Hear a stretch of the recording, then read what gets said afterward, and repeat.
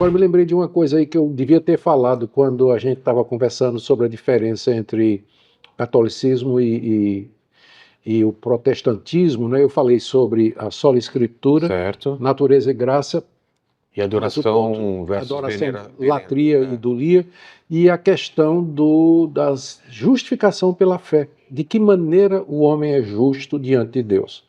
A resposta da Igreja Católica sempre foi: participa dos sacramentos, porque eles transmitem graça. Então, a justificação era visto mais como um processo. Lutero, no movimento ad fontes, foi lá para o texto grego e descobriu lá em Romanos capítulo 1, que estava escrito: o justo viverá pela fé. Certo. E ele então entendeu que o homem é justificado pela fé em Cristo e não pela participação nos sacramentos da igreja. Esse foi o momento de ruptura do pensamento luterano, de Lutero, com relação ao catolicismo romano. E vamos dizer assim, é o brado da reforma protestante, não é? É a justificação pela fé e não por mérito ou por através da mediação da igreja. Esse é o ponto, eu diria assim, vital, né? Ponto vital. E o que meio século de ministério te ensinou sobre Deus e a natureza humana? Ah, Vilela. Sobre Deus, ele é bem mais silencioso do que a gente gostaria. Quero saber mais sobre isso. Olha, quando ele botou a gente para fora do jardim, aquilo foi um castigo mesmo.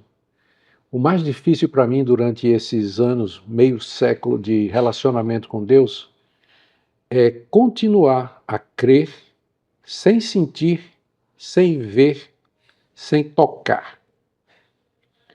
Andar por fé e não por vista. Esse foi o maior desafio. Você continuar crente sem a evidência dos sentidos. Que os apóstolos tiveram. Eu quero sentir, eu quero ver. Quantas vezes eu não pedi isso? Eu quero ver. Você pedia? Ah, sim, né? Senhor, eu quero ver, manda um anjo, manda alguma coisa. Ah, tá, eu também já pedi. E o céu se cala. Calado, não é? E eu sempre voltava. Por que eu não desisti? Porque eu sempre me lembro do que aconteceu no jardim. A expulsão do homem do jardim consistiu exatamente nisso aí. Antes, ele andava com Deus. Tinha todos os benefícios das evidências dos sentidos. Ele andava com Deus, ouvia Deus, falava com Deus, talvez tocava em Deus. Tudo isso acabou. Então, depois disso, o próprio apóstolo Paulo diz: ninguém pode ver a Deus. E diz: nós andamos. Inclusive, só de ouvir a voz já causaria danos ao ser humano absurdo, né? Toda vez que Deus apareceu foi através de teofanias, sarça ardente, coluna de nuvem, esse tipo de coisa. Então, para mim, o maior, toda vez que eu queria alguma coisa que suportasse, desse apoio à minha fé e não vinha, eu me lembrava que esse é o castigo. Eu estou longe de Deus. Quer dizer, Deus está comigo. Eu sei que Ele está presente, mas é como se Ele dissesse: filho, não. Você não vai me tocar, você não vai me ver e você não vai me ouvir. Aguenta aí, continua crendo que vai chegar um momento. Não é? Ele se revelou em Cristo, tornou-se um de nós, se tornou. Ele foi tocado, ouvido e tudo mais? Sim, foi, mas isso foi há 2000 anos atrás. Cristo não está mais fisicamente. E aí eu me lembro das palavras do apóstolo Paulo dizendo: enquanto estamos presentes na carne, estamos ausentes do Senhor. Então, enquanto nós estivermos aqui nesse mundo, nós estamos ausentes da pessoa de Cristo, que é em quem Deus se manifesta plenamente. E esse foi o maior desafio: continuar a crer sem ver, sem ouvir, sem ter uma... Eu nunca tive uma visão, como as pessoas dizem aí. Nunca falei em línguas. Não? Nunca falei em línguas, claro que não. Porque eu falo em línguas, mas depois desse papo eu fico agora preocupado. Nicodemos, devo me preocupar ou não? Eu falar em línguas não é evidência de nada, não, não evidencia absolutamente nada. Mas pode ser um engano? Uma pessoa que não creu de coração em Cristo Jesus e que fala línguas, é um auto-engano. É um auto-engano se ela pensa que as línguas são evidência de salvação. Evidência de salvação. Não acredito nisso, não. Não. A evidência... Eu acredito que eu me sinto mais próximo, eu me sinto mais conectado quando isso acontece, não é sempre que acontece. Então, em casos assim, essa conexão, como é que ela se... Nós teríamos que perguntar, essa conexão ela é baseada em quê? Né? Exatamente o que é que significa conectado com Deus, porque isso é muito vago, né? Claro. Precisa de uma definição mais profunda. Mas, enfim, 50 anos, quase 50 anos de convívio com Deus, e o maior desafio foi esse. Eu aprendi que Deus é um Deus que se esconde, não é? Um Deus que... E ele faz isso de propósito, mas não a ponto de me deixar só. Ele me segura ali... É o pai que quer deixar a criança autônoma. E me segura ali no limite. Mas está de olho. Está de olho, me segura no limite. Tanto é que eu não consigo virar as costas para ele. Eu não consigo. Já tentou? Teve uma vez quando eu estava terminando meus estudos de doutorado na Holanda. Teve uma vez que eu quis abandonar tudo. E aí? Não consegui. Eu não conseguia orar, eu não conseguia falar com Deus. Eu ajoelhava ao lado da cama e ficava só chorando porque não acreditava que tinha alguém do outro lado para me escutar. Poxa. Mas não consegui. Isso era causado por dúvidas que vieram por conta do meu estudo teológico lá, lendo os liberais, lendo o pessoal que não acreditava em Deus nem nada. Foi o meu orientador nos Estados Unidos que, por telefone, perguntou quais eram as minhas dúvidas quando eu falei com ele, e ele indicou: leia isso, leia isso, leia isso, leia isso, leia isso. E eu li aquilo ali. E aí? E aí vieram respostas para as minhas questões, né? E acalmou meu coração. Ter dúvidas é natural, então? É natural. Eu tive dúvidas, ainda tenho. Perguntar para Deus e falar: Deus, eu não estou entendendo. Porque eu já fiz muito isso e em nenhum momento eu senti que eu estava ofendendo a Deus, assim. Não, de jeito nenhum. De jeito nenhum. Você pode... A fé verdadeira, ela duvida, ela questiona, ela pergunta.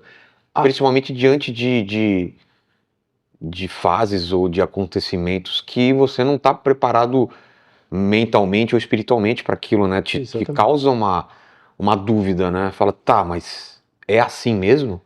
Ou então, quando você está passando um momento de grande necessidade e você clama a Deus, e não vem resposta. Aí você pergunta a Deus, por que o senhor não está respondendo? O que é que está acontecendo? Se até Jesus perguntou, né? Deus meu, por que me desamparaste? O que estava acontecendo naquela hora para Jesus, que era o próprio Deus, mas encarnado, chegar ao ponto de perguntar para Deus isso? Uhum. O Deus encarnado, diante da perspectiva da cruz e diante da perspectiva da dor, do sofrimento e mas não era só isso. Não, tinha era mais. Do pecado todo caindo sobre os ombros dele, não é? Diante da perspectiva de ser castigado por isso, né? E outra coisa, diante da perspectiva de desobedecer, porque a tentação era não cumprir a vontade do Pai. Aí ele, no jardim, ele diz: Pai, se é possível, passa de mim esse cálice, senão seja feita a tua vontade e não a minha. O que significa que... Mas ele sabia que não dava para ser afastado daquele cálice. Ele sabia que não dava, mas como homem que ele era, aquela tentação era real. Sim. Real para ele. Era genuína. Genuína a tentação. E quando ele era genuína a dúvida. A dúvida. Sim. Humana. Sim, ele... Não de Deus, a dúvida humana. Sim, Era uma briga entre Deus e o homem naquele momento, né? É uma coisa misteriosa que é uma das questões que até hoje eu não compreendo, né? Que é a relação entre as duas naturezas de Cristo. E eu creio que não sou eu que não compreendo. Eu creio que os teólogos que vieram antes de mim, eles também tiveram dificuldade, porque eu leio, e eles expressam, eles vão até um ponto e chegam a um ponto e dizem, daqui para frente é mistério. Daqui para frente não está revelado, a gente não sabe como é que as duas naturezas se... E talvez nunca seja. Talvez nunca seja. E como a Trindade também, que é um mistério, a relação da soberania de Deus, a responsabilidade... Está na Bíblia. A Trindade está em semente na Bíblia. Em semente, né? A Bíblia fala que há um Deus só. Mas na Bíblia você tem três pessoas que são chamadas de Deus. Pai, Filho e Espírito Santo. Então a Bíblia não formula a doutrina formulada a posteriori, mas a semente está lançada lá, da Trindade. E quando no Gênesis usa o termo no plural, façamos? Façamos. Aquilo pode ser o plural majestático, façamos, nós. É o chamado plural majestático. Ou não? Não precisa necessariamente. Não? Não precisa.